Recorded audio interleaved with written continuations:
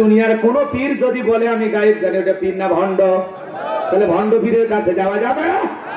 কিছু কিছু দরবার আছে কয় পীর সব জানে, তোর পীর কুসু জানে, কথা বলে আছে না ভণ্ড?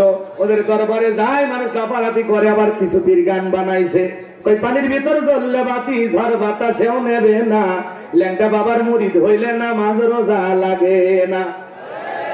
যে পীর বলে নামাজ রোজা লাগবে না, ওটা পীর না, টাটকা শয়তান। এই দুনিয়ার এমন কোন নবী রাসূল নাই যে নবী রাসূল নামাজ আদায় করে নাই। আর এই ভণ্ড পীর বলে কি, সিজদার মধ্যে একটা সিজদা দিবি জান্নাত পার হয়ে জাহান্নামে চলে যাবি। এরকম টাটকা শয়তান আছে না নাই? তবে চাঁপাই নবাবগঞ্জ অবশ্য পীর মুরিদি নাই, এদিকেও পীর সাহেব আছে। হককে দিয়ে পীর থাকলে সমস্যা নাই। রাগ করতেছে নাকি আপনারা? পীর ছিল শাহজালাল, শাহপরান, শাহ মাকদুম, বাইজিদ বুস্তামি, আব্দুল কাদের জিলানী, রংপুরে কেরামতুল্লাহ, বগুড়া শাহ সুলতান, রাজশাহী শাহ মাকদুম, বড় বড় আল্লাহ ওয়ালারা ছিলেন, তাদের মাধ্যমে ইসলামের প্রচার হয়েছে। কথা বলে ঠিক না? পীর তো সেই হযরতে শাহজালাল, খানকায় পীর, রাজপথে বীর, নারায়ে তাকবীর হুঙ্কার দিয়েছে, গৌর গোবিন্দ ধুতি খুলে পালাছে। আর এখনকার পীর খালি গরু ছাগল নেওয়ার পীর।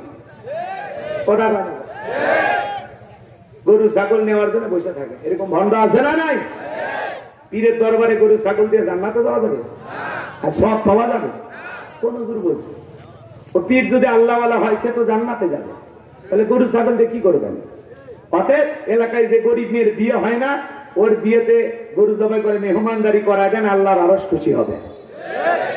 এলাকায় যদি এতিমখানা মাদ্রাসা থাকে, ওই ছাগলটা এতিম বাচ্চাদেরকে রান্না করে খাওয়ান, আল্লাহর আরশ খুশি হবে। কথা বল ঠিক কি না? খবরদার, কোন ভণ্ড পীরের দরবারে যাওয়া যাবে না।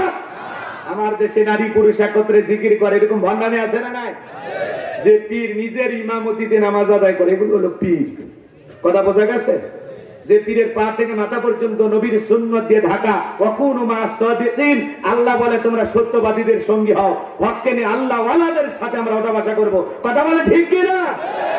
ভণ্ড পীরের কাছে যাওয়া যাবে না।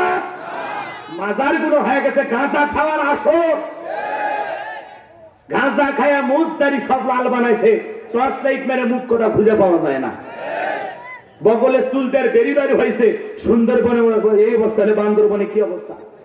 আর মাজারগুলোতে এমন কায়দা গাঁজা খায়া ধুঁয়া ছাড়তেছে, মনে আসমানে ঠেকলেই জান্নাত। নাউজুবিল্লাহ কোন এমন কায়দায় মাজারগুলোতে গাঁজা খায়া ধুঁয়া ছাড়তেছে, বাইরে থেকে প্রশাসনের লোকেরা দাঁড়ায় দেখতেছে আর মনে করতেছে ওরসে রান্না হচ্ছে।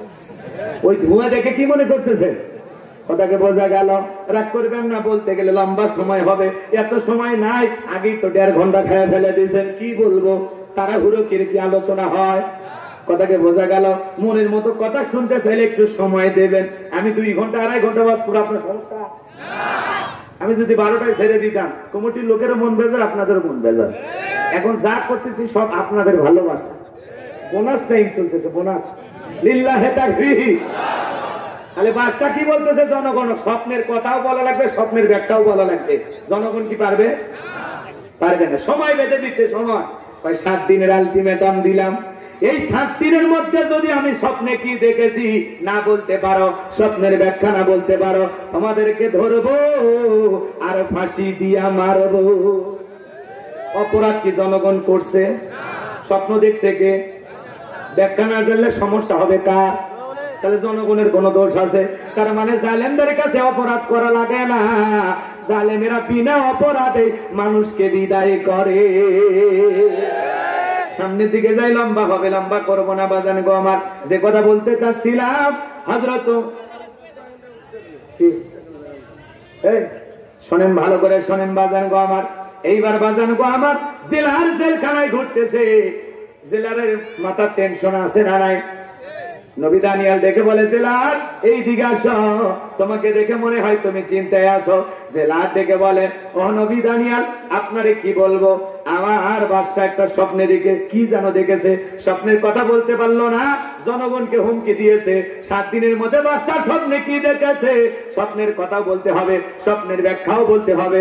না হলে যারা এই দেশের স্বপ্নের তাবির কারো কাছে ব্যাখ্যা বলতে পারে, ওদেরকে বাদশা ফাঁসি দিয়ে মারবে। নবী দানিয়েল দেখে বলে, জেলার তোমার বাদশার কানে খবর পৌঁছায় দাও, তোমার বাদশা স্বপ্নে যা দেখেছে সেইটাও আমি জানি, স্বপ্নের ব্যাখ্যা কি হবে তা আমার জানা আছে।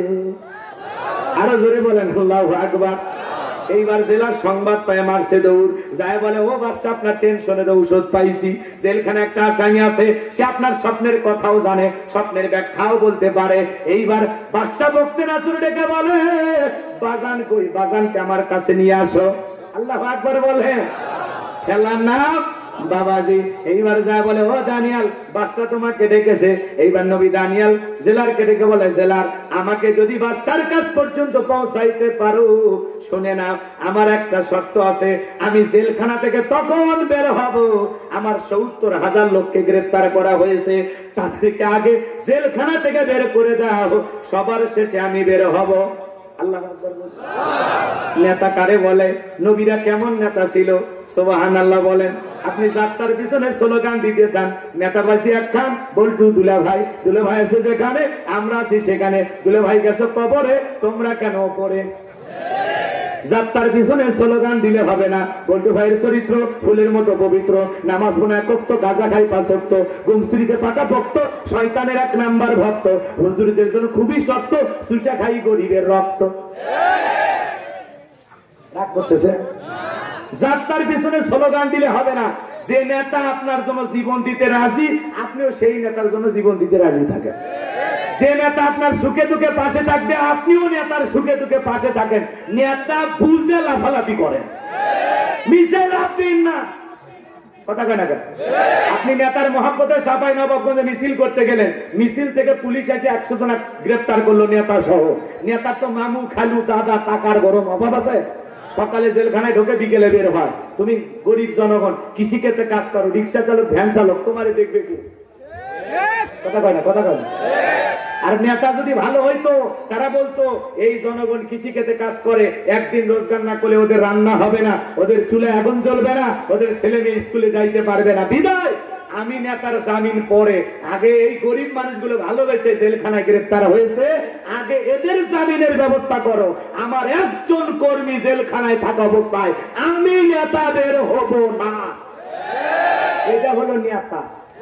আর যদি আপনারা ভেলায়ও নিজে এসে এসি রুমে ঘুমায়, বুঝবেন ভেজাল আছে।